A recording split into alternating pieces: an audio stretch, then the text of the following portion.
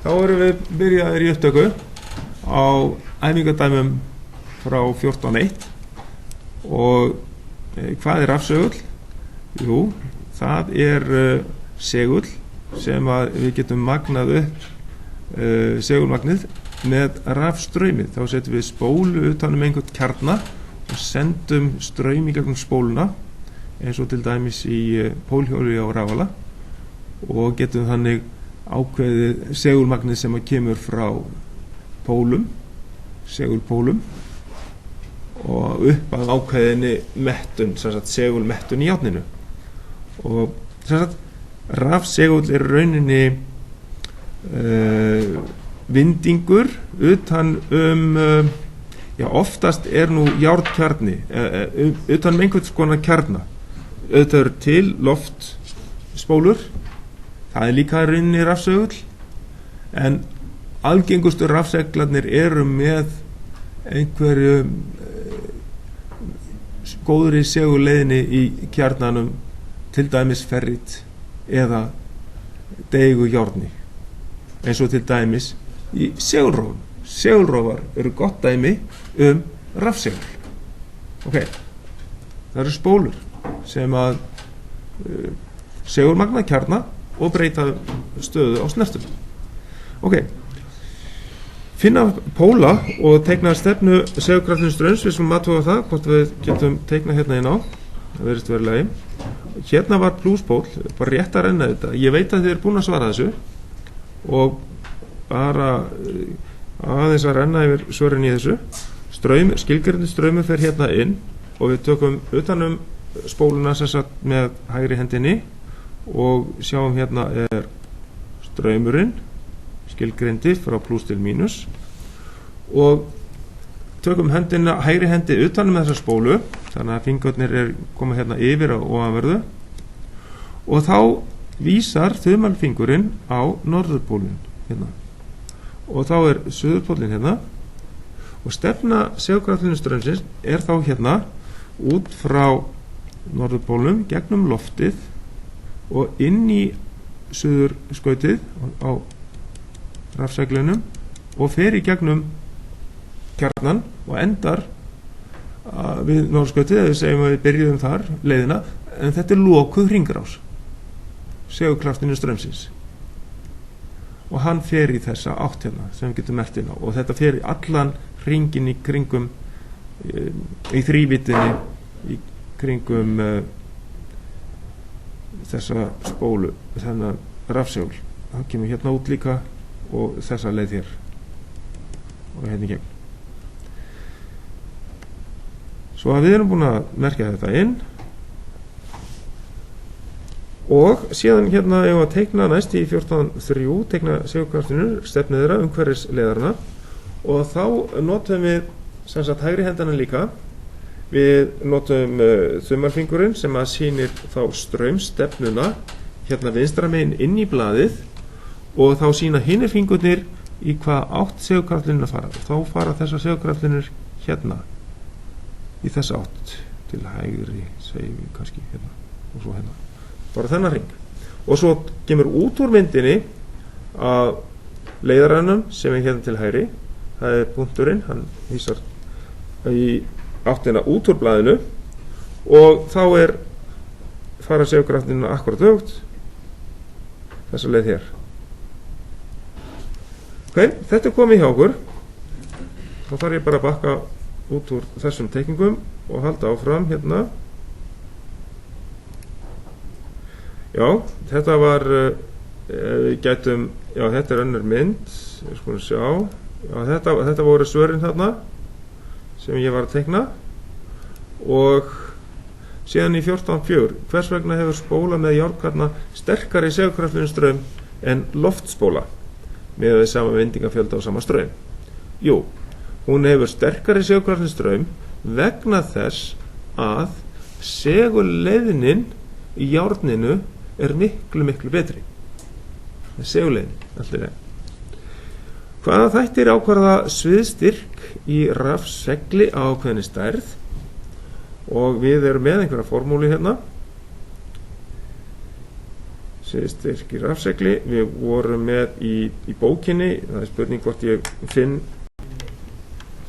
Þannig að það eru sem sagt vatningafjöldin og straumstyrkurinn og svo deilt með lengd. Við skrifum þetta inn að þetta eru þættir. Það er að sviðstyrkurinn er þá samanstendur af þessum þáttum, að það er vatningafjöldin sinnum straumurinn sem fer spóluna og deilt með lengdinni. Og síðan áttum við að tengja áttur þessa spólu í 14.6 við spennugjafann. Þetta yrði alveg nákvæmlega eins og fyrsta myndin, en ég var með aðra útfærslu á myndunum áðan og skulum sjá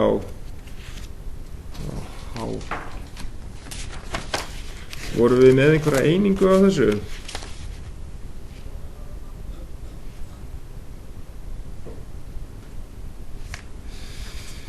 Ekki alveg með hana við getum kíkt á þetta hér. Séu sér styrkur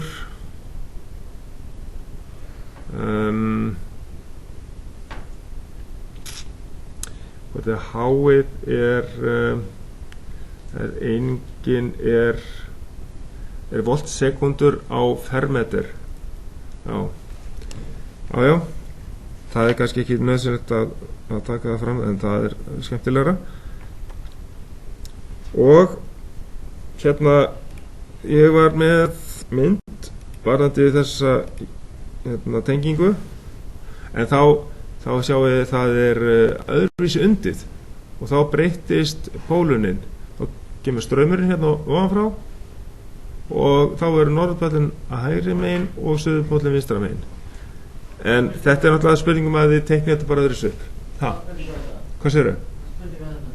Þetta var 6, ef ég man rétt. Ég fór svona. Já, 14.6. Og þá í rauninni væri líka hægt til að fá þetta einhvern veginn aðeins öðruvísi að bara víxla pólunum, því annars kemur þetta nákvæmlega eins út rafsegulinn eins og var á fyrstu myndinni sem við fórum í gegnum. Og allt í góðu lagi. 14.7 tengdu spennugjafan við pólunarmynd 14.15, það er næstu mynd, þannig að pólar skeifu segulsins verði eins og myndin sýnir og sína kraftinu strauminn með stríkalínum og stefnu kraftinu straumsins með örfum. Og það sjáum við að til þess að við fáum norðurpól þá þurfum við að fara með strauminn frá pluss á spennugjafanum hér inn á, þannig við tökum utan spóluna sem er hægri megin á skeifuseglinum með hægri hendinni og fingurnir vísa í átt straumstefnunar. Sjá þetta fyrir svo svona, ekki? Jú, svona. Og þá fer norðurpóllinn eftir því sem að þumalfingurinn bendir niður til vinstri. Og síðan höldum við áfram með strauminn. Það er auðvitað hægt að hliðtengja líka spólurnar. Í þessu tilfelli eru spólurnar raðtengdar. Og svo þurfum við að fara hér undir til þess að við fáum líka norðurpól, því að þá snúum við hendinni þannig að þumalfingurinn hann vísar hjá niður, en straumstefnan er það sem að hinir fingurnir sína. Svo að það er með þetta svona, þumalfingur vísa niður, hinir fingurnir vísa í straumstefna á leiðurinn inn í spólunni. Svo að spólurnar vinna saman að því að búa til norðurpól og þá er gagnstæðupól hér, suðurpól. Klárt? Jæja, síðan hvernig er hægt að breyta segulpólun rafsegulsins á mynd 14.15? Jú, það bara hreinlega með því að víxla tengingum inn á báðar spólurnar. Það ein leið, eða ekki? Hvað önnur leið? Það að víxla tengingu á spennugjafan, eða ekki? Já, það hin leið. Já, þú svaraði þannig. Allt í lagi. Ok, síðan hérna 14.9. Ef þú getið minkað loftbil á skeifuseglinum á mynd 14.15, hvaða áhrif hefði það á segulkraftinu strauminn í kjarnanum? Hvað haldið þið? Hvað skrifuðu þið? Segulkraftinu straumurinn eykst vegna þess að það viðnám í loftbilið. Já, akkurat. Það minkar viðnámið, ef loftbilið minkar, þá verður meiri segulkraftinu straumur í rásinni. Það er rétt.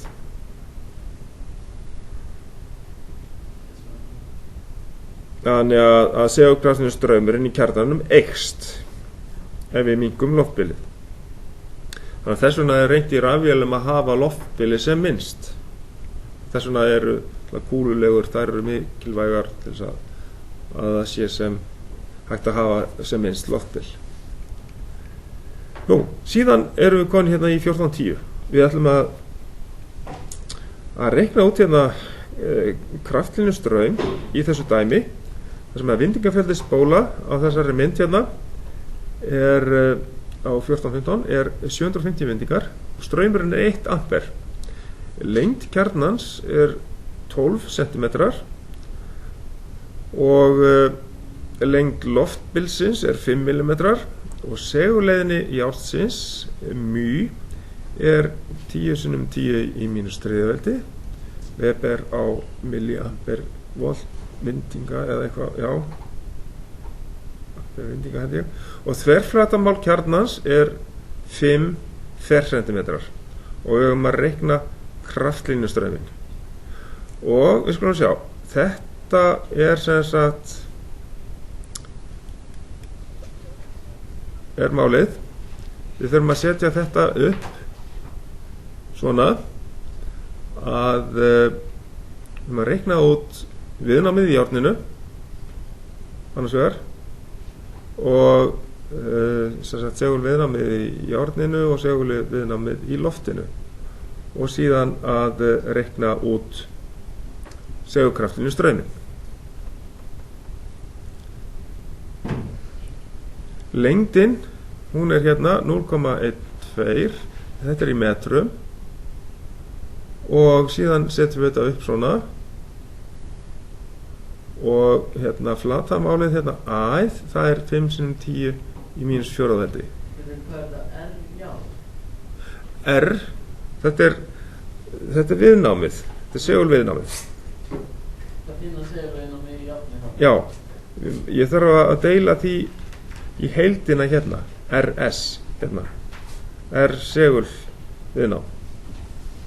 Já, þetta viðnámið í loftinu og járninu. Já.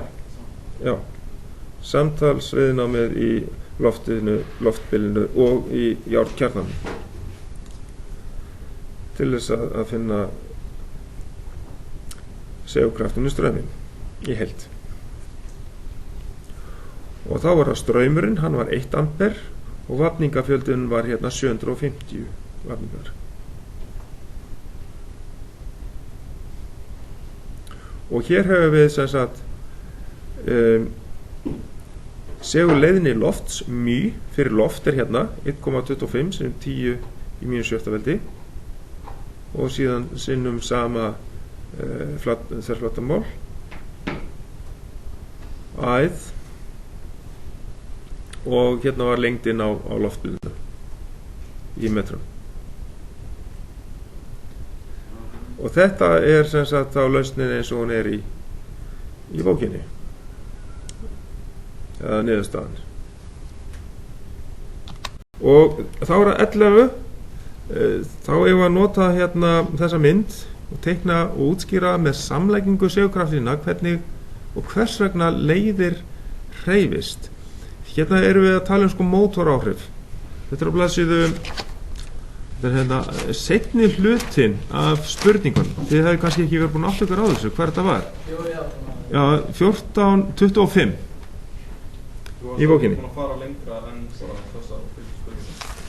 Nei, ég var ekki búin að fara lengra en að þessu sko. Þetta mynd 14.25?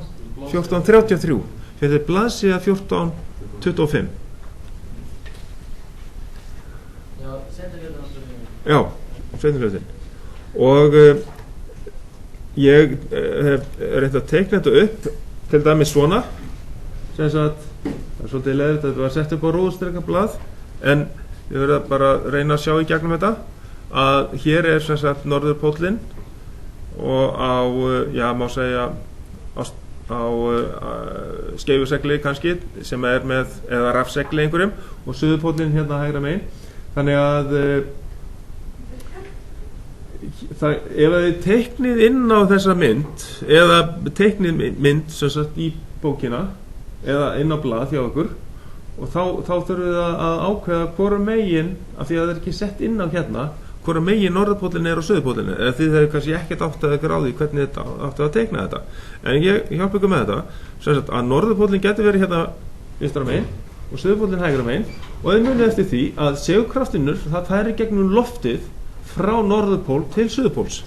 Byrjuðu að teikna það inn á, en vegna þess að segulkraftinur fara síðan þessa átt í kringum rafleiði sem er leiðandi. Við sjáum það að straumurinn kemur hérna út úr myndinni og föðumfingurinn vísar í átt straumstefnunar út úr myndinni, og þá sína hinir fingurnir stefnu segulkraftlínana sem fara hérna frá vinstri til hægri hérna neðanverðu, og þá hérna leggjast þessar kraftlínur saman og þétta í rauninni segulkraftlínu straumin hérna neðanverðu. Þannig að hann verður sterkari, sem sagt, það eykst í rauninni svona þéttingin á segulkraftlínunum hérna fyrir neðan leiðarann. Þetta veldur, sem sagt, ákveðinni kraft áhrifum á leiðin, og það verður með þessi þynning hérna ofanverðu, því að það rekast segulkraftlínuna hérna ofanverðu á kraftlínu hugsanlega frá segulpólunum hérna frá þessum norðurpóli hér. Það er fara undir leiðan? Já, það er fara aðalega undir leiðan. Jú, það er svo víkja þær hérna frá og hérna yfir líka, bara stystu, auðveldustu leið segulkraftlínunar. Það er alveg svo með strauminn. Straumurinn fyrir auðveldustu leiðina. Og ef að straumurinn fyrir hínandina, þá fyrir það yfir? Já, þá myndi kraft áhrifin verða niður á við. Já.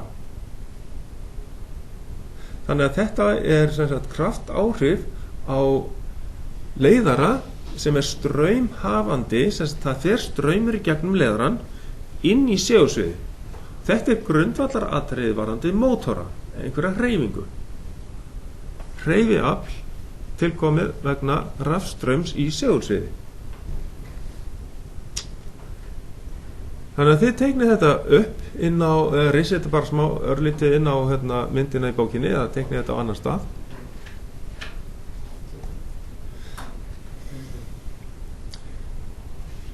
Og þið getið hins vegar notað líka myndina eftir á í upptökunni, og síðan höldum við áfram, og hérna það var önnur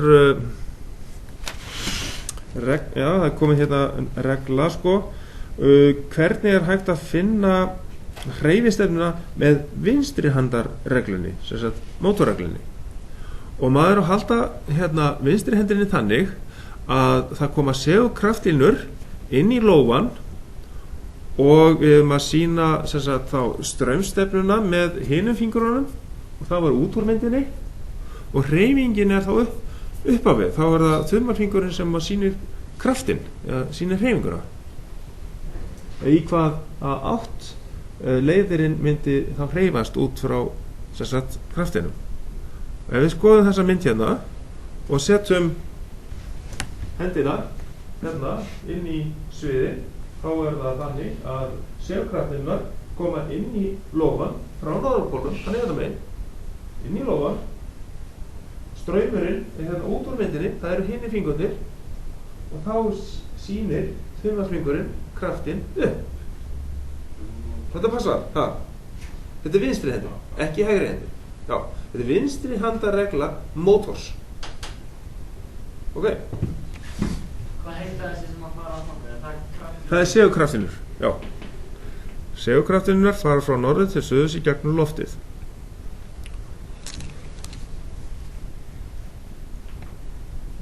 Já, þá hérna sem sagt erum við búin að læra þessa reglu vinstri handa reglu mótors, svo er til líka önnur regla sem er hægri handa regla rafala, en það tökum við fyrir seinna.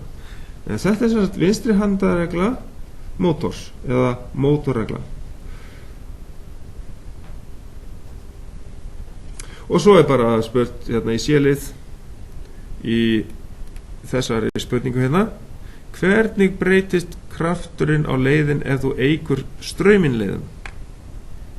Hann bara eykst. Í svari því bara hann eykst. Ef við aukum sem sagt strauminn, þá myndast sterkara segulsvið kringum leiðin og þá bara eykst krafturinn.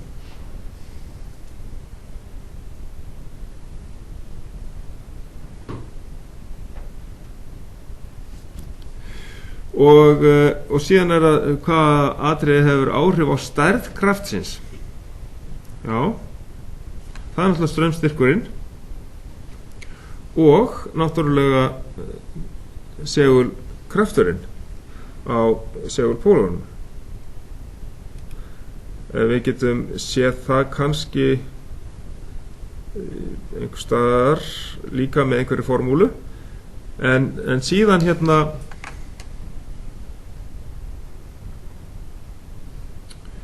er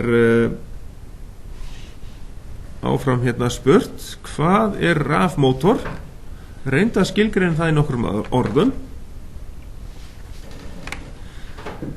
Við getum gert það. Ein stuttsetning að rafmótor breytir raforku í hreyfiorku. Nei, ég svaraði henni ekki alveg beint, en hvaða atriði telur þú hafa áhrif á stærð kraftsins? Það er alltaf straumstyrkurinn. Við finnum örgulega formúlu, ég get alveg athuga. Þá skulum við afgreiða þennan délið. Hvaða atriði telur þú hafa áhrif á stærð kraftsins? Setna hérna leiðari í segulsviði og í rauninni það sem við vorum að tala um. Hvaða atriði hefur áhrif á þennan kraft F? Hvað er þetta F? Hvað samanstendur þessi kraftur F af? Og svo erum við hérna að F er sama sem B, sem er segulkraftlínu þéttleikinn á segulsviðinu sem er þarna milli pólana, segulkraftlínu þéttleikinn B, sinnum straumurinn í leiðaranum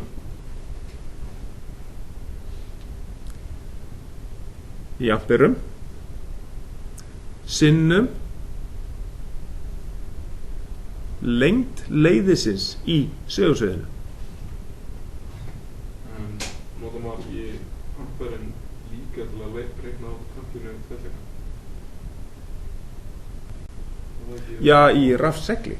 Já, það gæti verið önnur straumrás.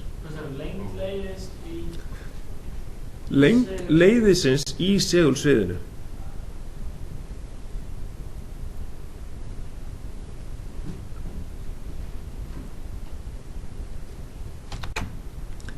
Þá förum við aftur í,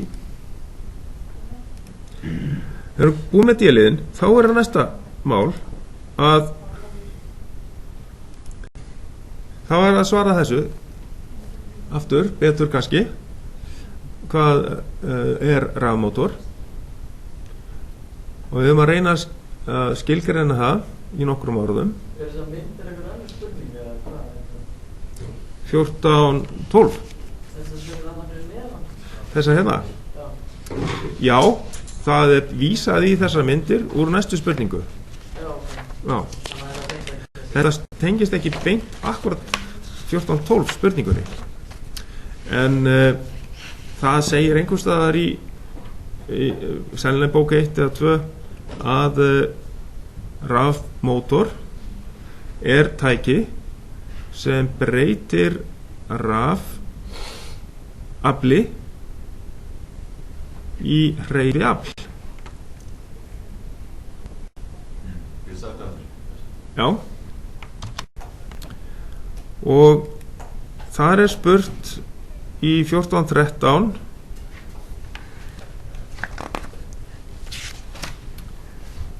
hringir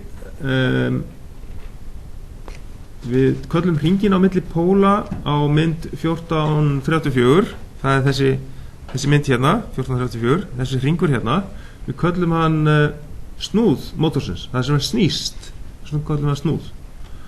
Við höfum að nota vinstri handarreglu til að finna snúningsáttina á myndum A til D og höfum að sýna hana með örfum. Þannig að fyrsta myndin er þannig að við erum með segulkraftlínur sem að koma frá norðurpóli til suðurpóls hérna, og við höfum að nota sem sagt vinstri handarreglu mótor til þess að segja í hvora átt mótorinn er að fara. Þá snúum við lófanum á móti segulpólnum og straumur er að fara inn í myndina þannig að hann er að fara réttsælis, er það ekki? Svona, ég hef búin að teikna það hérna inn á. Sjáu, ég teikna eina segulkraftlínuna hérna frá norðurpól til suðurpóls, hún fer hérna í gegn, og af því að það fara kraftlínur í þessa átt hérna kringum leiðarann, þar sem að straumur er að fara inn í blaðið, og það er þétting á ofanverðu. Við getum líka fundið þetta út frá þeirri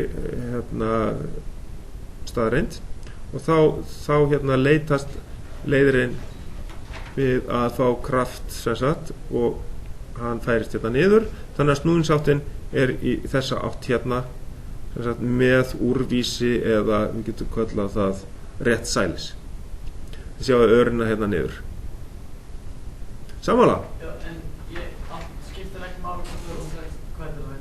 Segðu kraftlínur fari inn í lóan eða hérna? Jú, það er verið að fara sem sagt hérna, sko, það er verið að fara hérna inn í lóan, og þú verður að hafa líka á hreinu að straumurinn er að fara hérna inn í myndina. Og þá er krafturinn hérna niður, þumalfingurinn vísar niður til að sýna stefnu kraftsins.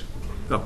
Þess vegna er mótorinn að fara svona réttsælis í A. Svo hérna ætla ég að gefa ykkur tækifæri smá tíma til þess að svara hinum spurningunum, svo bara rennum við yfir það í lokin á þessari spurningu. Þannig að þetta er A-liðurinn í varðandi mótorina. Við erum búin að svara þessu sem sagt, og B-liðurinn þá snýst við snúningsáttin vegna þess að straumurinn í leiðaranum breytist. Hann var sem sagt inn í blaðið og þá er sem sagt með úrvísi er snúningsáttin, en svo breytist þessi straumstefna og segulpólarnir verða alveg eins, þannig að þess vegna breytist snúningsáttin, og hins vegar breytist hvort tveggja í mynd C, þannig að það verður sama snúningsátt. Það bæði segulpólarnir og straumstefnan breytist, þess vegna verður sama snúningsátt. En í síðasta þá helst haldast segulpólarnir, en straumstefnan breytist, þannig að við fáum aftur nýja snúningsátt. Við vorum með já, það er allt komið inn á hérna upptökuna, en já, þannig að þetta er hérna síðasta myndin D. Þess að við förum aftur tilbaka. Já, þá er þetta hérna A, þá er það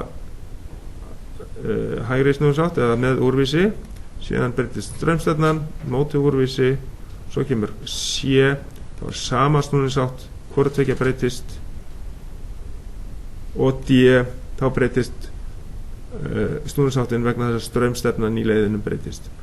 Þá er næsta spurning. Það er 14. Hvað er átt við með orðinu span? Nú erum við komin í rauninni nýjan kafla. Hvernig er hægt að finna stefnu spanaðs straums? Og við þurfum að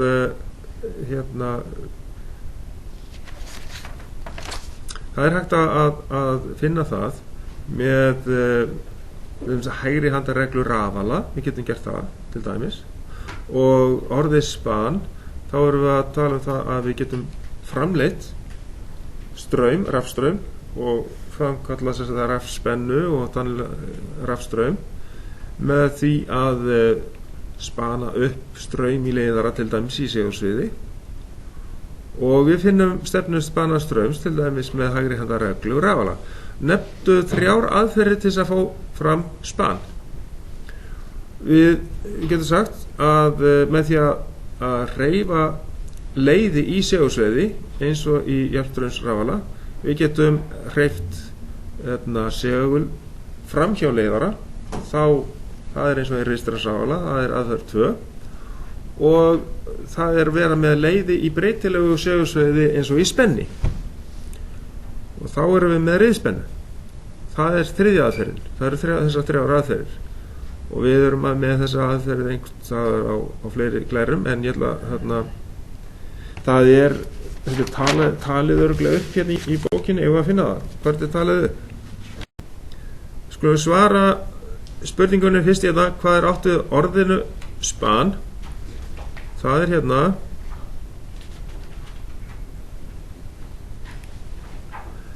á blaðsíðu 14.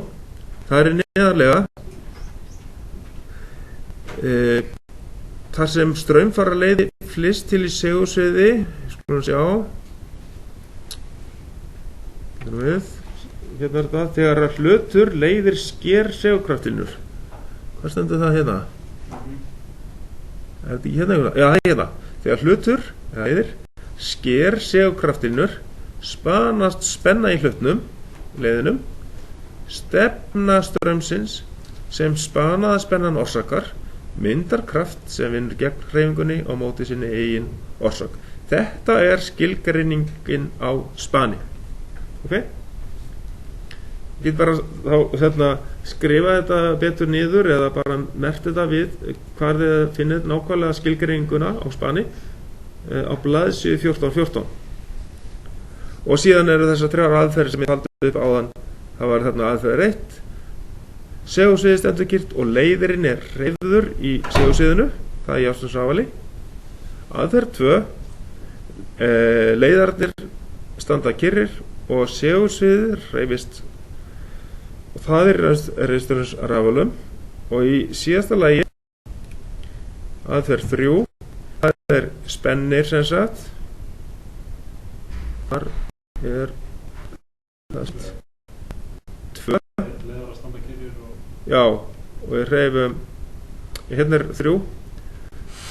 2 er sem sagt leiðarnir standa kyrrir og segulsviðið hreyfist, eins og í rafstraums rafala. Pólhjólið það snýst inn í rafalanum og leiðarnir er kyrrir í sátrinu í húsi rafalans. Og það er langalgengasta aðferð, náttúrulega fyrir þetta náttúrulega spennana. Aðferð 3. Leiðarnir og járnkjarnin eru kyrrir, en segulsviðið það breytist í járnkjarnan, og það eru spennubreytar. Þannig að leiðarnir og segulsviðið kyrrstætt, það er bara eins og spennarnir. Þannig að þú ert ekki með neina segulpóla og hreyfingu, heldur að þetta er bara kjarnin í spenninum. Það er átt við með það að segulsviðið sé kyrrstætt hérna, en það er náttúrulega segulsviðið alltaf síbreytilegt. Það stendur hérna að segulsviðið breytist. Það er vegna þess að við erum með riðspennu á forvafinu og riðspennan hún er alltaf að breyta pólun og straumstefnu svo að hérna þannig spanast upp spenna í eftirvafinu af því að eftirvafið er í breytilegu segulsviði. Það er ástæðan. Það er þá aðferð 3. En sem sagt þá er aðferð 1 og það er svona verið að lýsa þessu hérna hvernig þetta gerist að við hreyfum hérna leiðin í segulsviðinu og þá myndast þessi straumur og ef við tökum hægri hendina og setjum 4 fingur í straumáttina og snúum lófanum á móti norðurpólum þannig að segulkraftin er að fara frá norðurpólu inn í lófan og hreyfikrafturinn er upp og þá myndast þessi straumur sem sagt inn í myndina. Það er þess vegna er kross hérna, þá er það kross hérna. Það myndast straumur hérna inn. Svo er einhver ákveð mótstöðukraftur sem að verkar á leiðin tilbaka. Hann er ekki eins stór náttúrulega.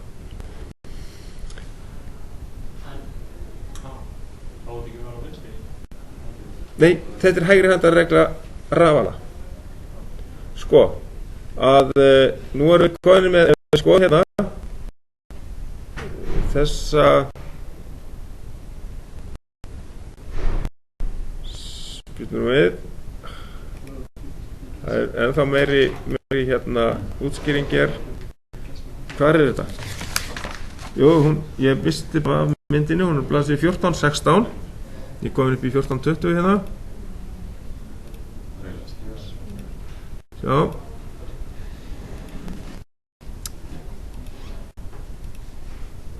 Hérna er hún. Sko þetta er þessi mynd 14-22. Þannig að sjáum við að við erum með það er stefna segulkraftlína frá norðurpólu inn í lófan og hreyfingin á leiðaranum í jöfnunarsrafalanum. Það er hreyfu leiðara framhjá pólunum, inn í segulsviðinu og þá myndast straumurinn í þeirri átt sem að hinir 4 fingurnir vísa. Straumurinn sem sagt var þarna inn í blaðið á þessari fyrstu mynd sem ég sýndi ykkur þarna á hann. En ok, eigum við ekki að reyna að svara spurningunum hérna áfram í þessu og við erum búin að svara þessu hérna, hvernig hægt að finna stefnu spanastraums með hægri handareglu rafala og nefndu 3 aðferðir við að fá fram span og það er, og hérna hvernig hægt er að finna stefnu spanastraums, það eru fleiri skilgreiningar hérna í bókinni á þessu og við erum að teikna stefnu spanastraumsins inn á mynd 1435 drifum í því þá notum við sem sagt hægri hendina og við þurfum að sýna stefnu sem sagt kraftsins með þumalfingrinum og svo koma segulkraftina inn í lófan frá norðurpólnum. Þannig að í fyrstu þá ættum við að fá straum hérna út úr blaðinu, ekki satt? Svona. Það er punktur, það er fyrst. Sjáðu hérna. Svona. Punktur, ok.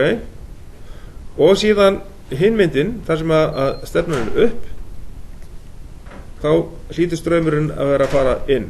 Sjá, næsta mynd, það er þessi hérna. Krafturinn er upp, segulkraftin er að fara frá norðurpólnum inn í lófan og þá er straumurinn að fara inn í blaðið. Það er X, já. Þess við erum að horfa á eftir rörinni sem við skjótum hérna. Þannig er þetta hugsað. Já. Búin að skrifa þetta niður stelpur? Flott. Og næsta spurning, hvernig var þetta? Já, þið erum komin þá 14-16. Hvað er þá 14-17? Hvernig hljóðar hægri handaregla eða rafala reglan? Já, þið getur skrifað það upp frá bókinni þarna á blaðsíðu 14-16. Það er þessi texti undir myndinni þarna 14-22. Haltu hægri hendi útrétti þannig að segulkraftin gangi inn í lófan og þumalfingurinn vísi í hreyfi stefnuna. Hinir fingurnir benda þá í stefnu spana straumsins. Þetta sú klausa. Hvernig hljóðar hægri handarregla rafala eða rafalaregla? Síðan 1418 reyndu að skilgreina stuttlega hvað átt við með orðinu rafali. Og þá getum við snúið þessu við það sem við sagðum áðan að með mótorinn snúið því við og segjum að rafali tæki sem breytir hreyfiorku í raforku.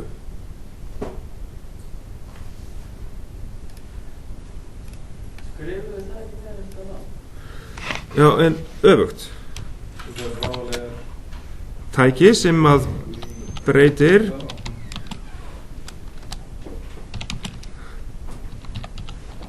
hreyfiorku í raforku. Alveg andstætt við það sem við sögðum áðan mótor.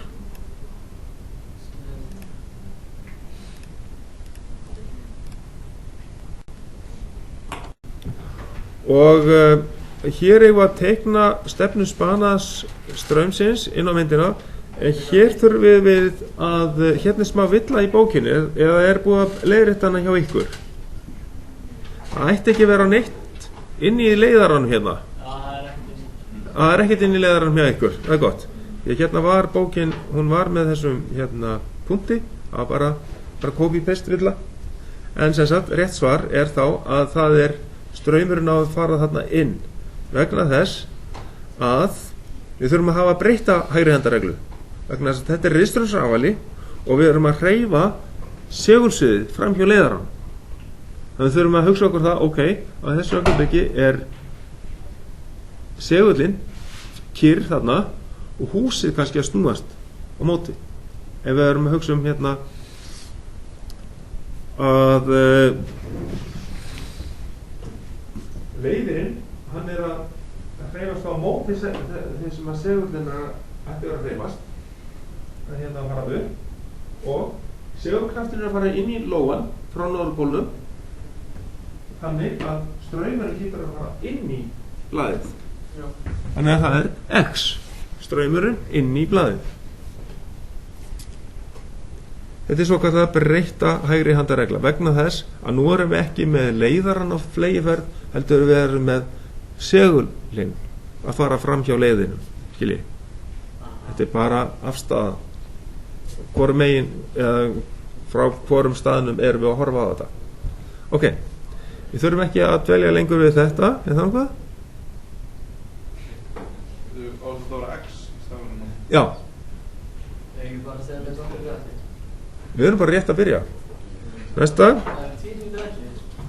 Já, við þurfum að klára þetta og hérna þessi mynd sýnir þá sem sagt svarið sem að var í bókinni hérna og þá straumurinn að fara hérna inn. Ef við værum með suðupólinn að fara fram hjá, þá værum við með aðra straumstefnu, skiljið. Hvort átti að teikna þetta upp svona, man ég ekki alveg. Það segir bara að teikna spannastefnu spannastöðunsinn á mynd 1436. En síðan B-lið, hvað áhrif hefur það á stefnu spannastöðunsins að breyta snúningsátt?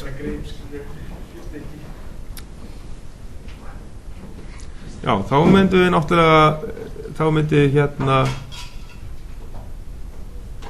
straumurinn snúast við, ekki satt, B. Skulum sjá hvað við erum stödd í þessu. Já, ég kom inn hérna í 1420 í rauninni, já. En það myndi bara snúast við hérna straumáttin í B, 1419 B. Þá erum komin í 1420, sína með örfum stefnu spanaðastraumsins á myndinni. Við erum ekki lengi að því. Hvað B? Hvað breytist það? Í B? Hvað áhrif er það stefnuspann að breyta snúningsátt? Þá bara færi hérna kjarnin í hináttina þannig þá yrði snúning eða þá yrði straumstefnan önnur. Já.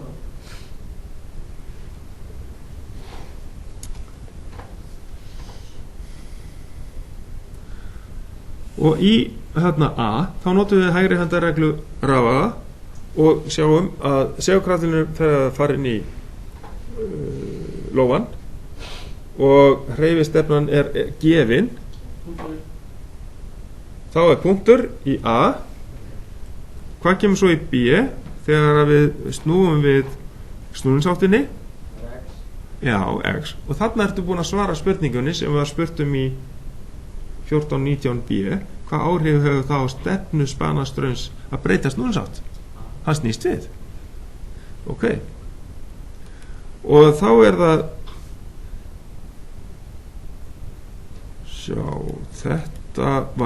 þetta var A, svo kom B og síðan er C. Þá er búið að skipta segulpólinn er norður komið hægra megin, þannig að nú fer straumurinn inn í myndina og þannig að þetta er C. Og síðan er það D, það er segulpólarnir eru eins en við snúum við snúningsáttinni og þá kemur straumurinn út úr myndinni.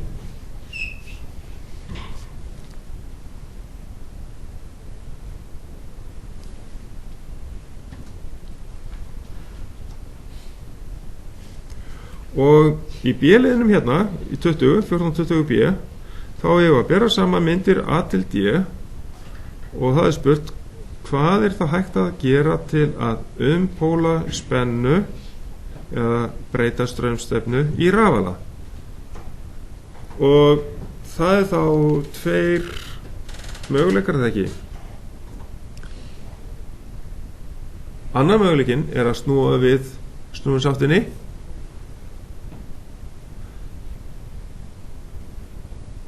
Hinn möguleikin er að breyta segulpólunum. Ok. Svo í 1421 þá finnið það í bókinni svarið við hvernig spanlögmál Faradays var skrifað á sínum tíma. Og síðan í 1422 þá átti að útskýra stefnu straumsins í eftirvafinu á því augnabliki sem rofin er opnað í forvafinu og við höfum að merkja straumstefnuna inn á myndina í eftirvafinu.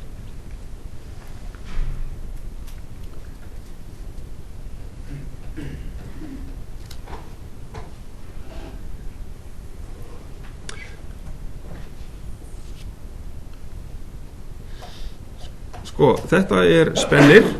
Það er spennir sem sagt með forvafi hérna og það er plús tengdur hérna inn á forvafið þannig að við fáum þessa straumstefnu í forvafinu og þetta er teiknað alveg upp eins og á myndinni þannig að straumstefna við rof þess að þegar rofin er opnaður, þetta er í textanum hérna í spurningunni 1422 við rof augnablik og meðan segulsviðið er að dvína og þá reynir sem sagt kjarninn að viðhalda reynir spólan sem sagt á eftirvafinu. Eftirvafið reynir að viðhalda sem sagt sama segulsviðinu og þannig að hérna þá verður straumstefnan við rof þessi hérna sama stefna þannig að sá norðurpólinn hérna sem myndaðist hér var norðurpól hér líka að við rofaaugnablikið þá heldur hérna norðurpól áfram að myndast í smá tíma hérna á meðan að segulorkan er að hverfa úr kjarnanum og þá verður straumstefnan í eftirvafinu við rofaaugnablikið þessi þannig að við heldur sama segulsviðinu Hérna er þessi texti hérna: eftir að við reynir að viðhalda segulsviðinu, reynir að sporna við breytingunni á segulsviðinu í kjarnanum og býr til eins segulsvið og var og meðan það er að dvína út. Ok, þetta var 1422. Svo eru nokkrar spurningar þarna eftir sem að við bara býðum með þangað til næst. Við segjum þetta gott, já, tíminn er búinn.